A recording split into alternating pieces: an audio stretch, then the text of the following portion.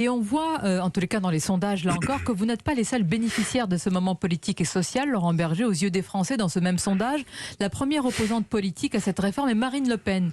Est-ce qu'elle a incarné, selon vous, alors est-ce que vous le diriez ainsi, une opposition raisonnable et même respectable par rapport à la NUPES ? Non, mais je pense qu'elle s'est planquée, surtout.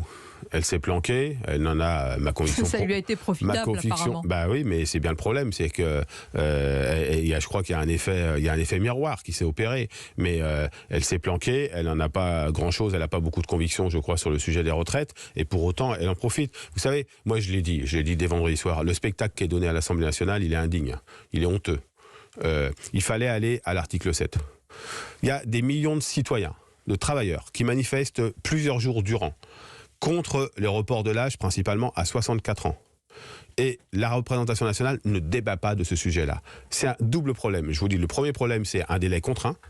On ne peut pas avoir un délai contraint en termes de procédure parlementaire sur un sujet aussi important que cette réforme des retraites. Le deuxième problème, c'est le comportement de certains députés, notamment de la France Insoumise, qui ont considéré que l'obstruction était plus, contre l'avis de toutes les organisations syndicales, était plus bénéfique que d'aller à l'article 7. Ce qui a fait dire à Philippe Martinez que Jean-Luc Mélenchon n'est pas un allié du mouvement social. Il a raison, monsieur Martinez? Oui, je crois que Philippe Martinez a raison sur ce point très clairement. Je crois même, je vais vous dire qu'il faut qu'on se dise très clairement les choses. Le 7 mars, ce n'est pas la prolongation du bordel qui s'est passé à l'Assemblée nationale dans les rues. Le 7 mars, c'est la poursuite du mouvement syndical orchestré dans une première manifestation le 19 janvier, qui s'est poursuivie depuis avec différentes dates, maîtrisée par les organisations syndicales. Donc on appelle le 7 mars à mettre le pays à l'arrêt, ce qui est différent d'un blocage, c'est-à-dire de prendre le temps de regarder ce qui se passe sous des multiples initiatives qu'on est en train de construire, avec, on l'espère, de grosses mobilisations dans la rue, dans les manifestations. Mais c'est un mouvement syndical, aux mains des organisations syndicales.